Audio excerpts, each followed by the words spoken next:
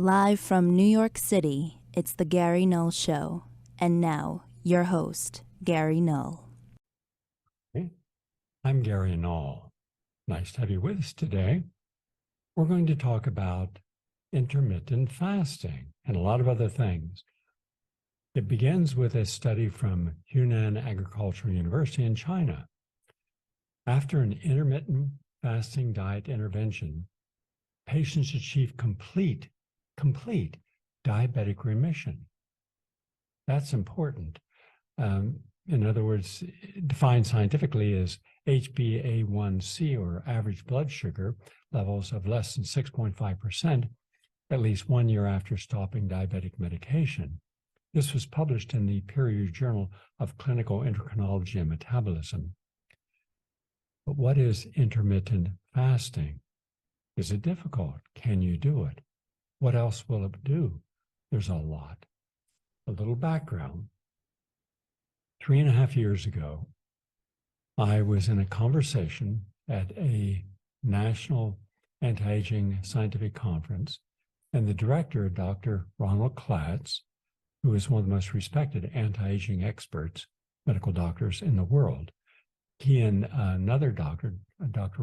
Robert Goldman, MD, PhD, teach doctors how they can apply anti-aging science, good science. Now, most of that science is based upon stem cells. We know that if you can control the stem cell, if you can in any way manipulate the stem cell through lifestyle intervention, or more often than not through genetic engineering, which is what most of them are trying to do, then you can keep that cell line alive much, much longer. And therefore, that's where hundreds of thousands of scientists and Silicon Valley's billionaires are putting their money. After all, if you can add 5, 10, 20, 30 years onto a person's life in good health, where you can reverse crepey skin, you can reverse muscle diminishment, you can help with more energy, clearer thoughts, reduce or eliminate memory loss, dementia, Alzheimer's, think of what that would mean. Well, on one hand, you'd think of it as a business, and it would be $1 trillion business. On the other hand, from my point of view, that you would help end a lot of human suffering. Why? Because I spent my entire adult life studying aging, first as a junior scientist, and then as a senior scientist, then as a senior research fellow and the director of the Department of Anti-Aging at the Institute of Applied Biology. I did over 165 original studies, 55 clinical studies with people. And I came to understand what you can't find in a petri dish, what you can't find in some laboratory rats. You have to work with people and their cultures and their habits all over the world. And I would travel for a week here, 2 weeks there, a month there, to the rainforest of the Amazon, to the Alps in Italy, to the countryside in France. And I would then look at, are people living long? And what is considered long? Are they healthy as they age? And I found that there are people living longer and healthier around the world, far, far more advanced than here in the United States. And yet we're told we have the most expensive medical system, more doctors, hospitals, nurses than just about anywhere in the developed nations. So we should be healthiest. We're not. We're dead last. And we should be living the longest. We're not by a big margin. Why? No one's asking that question. I will. Or at least I will answer a part of it. Almost everything involving disease, there are exceptions, come from inflammation. It's like the spark that causes a little fire in a house that is not attended to, which can burn down the house.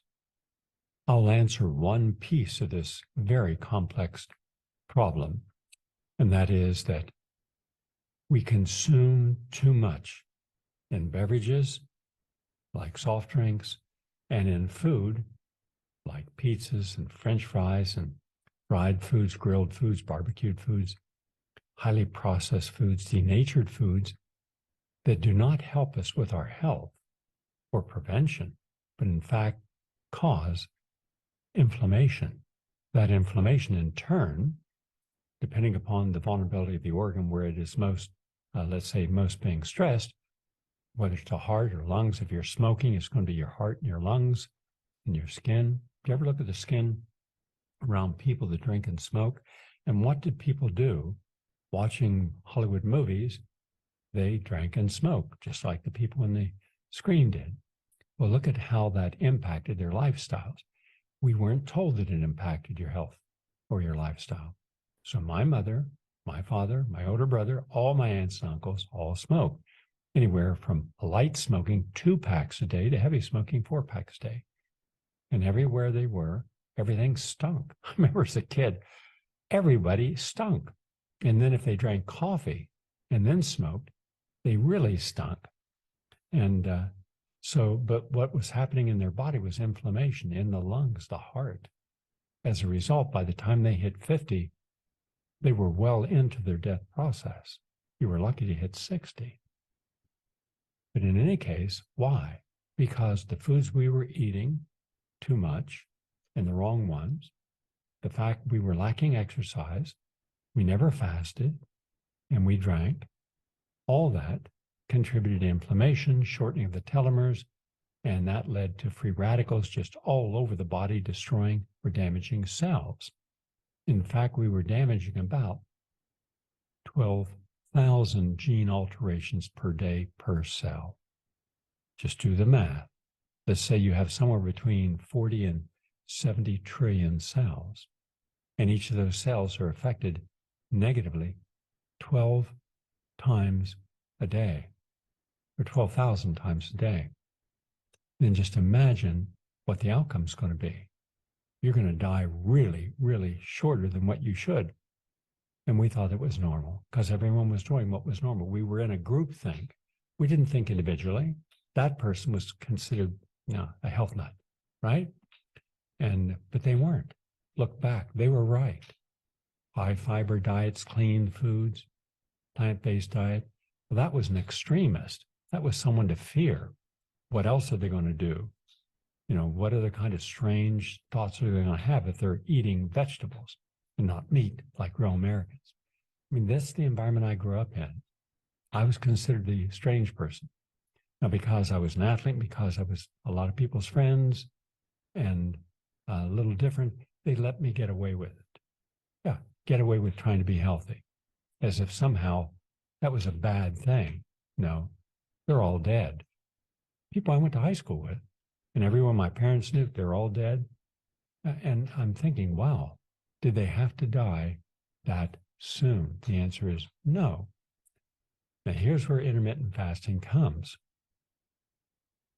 I first got the idea in 1968 when I was invited to attend a vegetarian conference upstate New York. I'd never been to one. I was young. I was like 20 years old. I was healthy, but I went. And I found that all the people there are very old. I mean, in their late 70s and 80s and 90s, but they all seemed very healthy.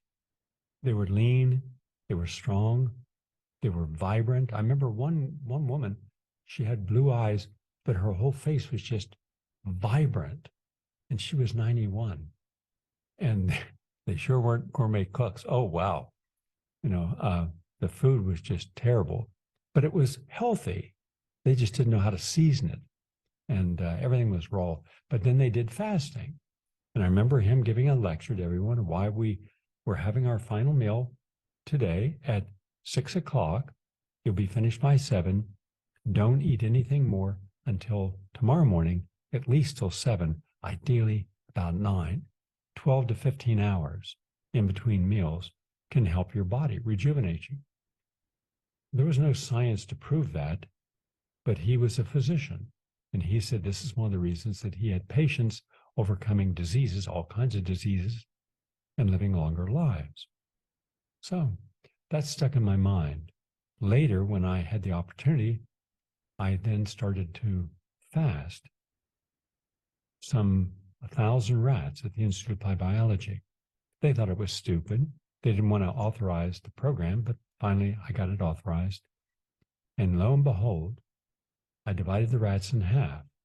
500 just went through their regular daily program, and 500 went through their regular daily program, except I took the food out at a certain time each day and didn't put it back to the next day later in the day. So they had about 12 hours of fasting. Guess what? Those rats lived over 27% longer lifespans. I presented at the monthly meeting, and they thought, well, that can't be. And I said, well, it is. So they assigned a person, a scientist there. Her name was Elena, to come up and watch. So she did. And so she would check in and she would look at the different groups of rats. And sure enough, one group was living a normal life, but getting obese, biting their tails, cannibalism, a lot going on. The other group, fasting, nothing, healthy. And then using treadmills, much healthier, much more stamina, endurance, and strength than the groups that were not fasting. And they lived, again, a longer life. Then they took it seriously. So from that time till now, in my clinical work, seeing people, I asked them to do intermittent fasting. And because it really helps with rejuvenation. And so it's really important. It's one of the things that can help us reduce calories, keep our body mass index, our body fat, especially abdominal fat, down. And in this study, it shows that it can also, you can achieve complete diabetic remission. And almost everyone I've ever worked with diabetes who's been on multiple medications, still couldn't get their blood sugar down. No medications, normal blood sugar, and normal heart, and normal blood pressure. So this is a journal of clinical endocrinology and metabolism. Scientists see this, but it doesn't translate from having proof that something works into sharing it with the rest of the society. So just want to share something important with you. So when you can put people in diabetic remission with something that simple, that uncomplicated, that non-toxic, why not do it? From the University of Miami School of Medicine comes a study about aloe vera. Now, I take aloe vera every single day. I take 2 ounces in the morning in my smoothie. And I know that people in this audience also use aloe vera because it's really good for you. I mean, there are hundreds of studies, thousands on aloe vera. And here's the latest. Aloe vera is found to improve Alzheimer's disease. Scientists from the University of Miami School of Medicine determined that a constituent of aloe vera reduces Alzheimer's disease symptoms and increases cognitive scores. The researchers gave a supplement with aloe, what is called polymannose, Polymannose, which is very important, and to Alzheimer's patients for 1 year. And they tested the people every 3 months. And the researchers found that the cognitive improvements occurred in 46% of the patients taking the aloe vera. The research also found that several cytokines, cytokines, and inflammatory factors, those are bad, that's inflammation that I talked about earlier, were significantly decreased, turning off the flame. And this, of course, directly relates to a reduction of neuroinflammation in the brain. Other research has determined that neuroinflammation is symptomatic in Alzheimer's disease, in Parkinson's, in ALS, and multiple sclerosis as well. The patients consume 4 teaspoons a day of the supplement. 4 teaspoons, remember, 3 teaspoons equal a tablespoon, so it's just a little over a tablespoon. And their cognitive scores were determined using the Alzheimer's disease assessment scale cognitive subscale system. So it works. So if you want to help, and here again, if you want to help prevent inflammation of the brain and hence help prevent the deterioration of what occurs that leads to dementia and Alzheimer's, then have aloe vera preventatively each day. That's so important. and get organic aloe, because I've been to the Dominican Republic. I went to the aloe fields. I saw how all that crap is raised and brought into the United States. Now, from the University of Toronto comes a study about how scientists reveal how to successfully age gracefully. Now, age isn't a topic few people like discussing, especially if you're over the age of 40. So how do some people manage to stay healthy and vital in what scientists call the optimal aging process? A new study revealed the key factors which can keep you lively well into old age. They looked at 7,000 middle-aged and older Canadian adults from the University of Toronto, and they found that keeping physically active, being in a healthy relationship, were more likely than their peers to maintain excellent health over a 3-year study period. Participants were not obese. They never smoked. They were high-income workers, and those with no history of sleep problems and heart disease and arthritis were also more likely to stay in great shape over these 36 months. Overall, healthy people in any of these groups were less likely than others to develop cognitive, physical, or emotional problems. So, 3 years, that's a good study. And none of them had any signs of memory loss, disability, or chronic pain. So that's terrific. In fact, the study participants were surprised and delighted to learn that more than 70% of that sample maintained their excellent state of health even further. So let's just summarize what can help you as you age. First and foremost, if you're in a healthy relationship, that's a big plus. Sharing things together, being able to have each other's attention and love and respect and trust, very big. Also, being able to be physically active and exercising, terrific. Being able to have a healthy diet, not smoking, not drinking, also good. So you see, if you're healthy and you're not obese, you're going to have more likely better sleep outcomes. And a good night's sleep is very important for your overall immunity. And so you're healthy overall. Now, let's say you're single. There's no reason you can't be as equally long-lived and healthy as a married person. Just make sure that you know who you are. Stay focused upon maintaining a balanced life. Don't overcompensate by overdoing something. Do everything as if it counted, but make sure you count first and foremost. I know a lot of people, including members of this radio audience, who are smart people. They're successful in their careers, and yet once their parents developed Alzheimer's or some form of cognitive disability, they began to give all their attention to them, and in the process, their own health diminished substantially. And every one of them has suffered because of that. These are good people, but also they're good children to their parents. They knew that there was a time in life when the parent had to raise them, for better or worse. They survived, and now they're there to help their parents. Some are using holistic protocols with great success. Others didn't do the whole protocols with no success.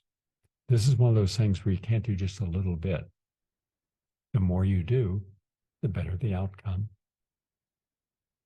And by the way, one way, I'll finish off with the University of Washington study, how to sleep better without medication. Soak in more daylight outdoors, more sunlight, more outdoor activity. Get that into your system. Not only does it create more vitamin D, but also relaxes you and allows you to fall asleep quicker. That's the latest on health and healing. And we're going to take a break. We have a lot more to come. Please stay with us. Are you tired of closed-minded programming? Well, look no further than PRN.Live, the home for progressive voices.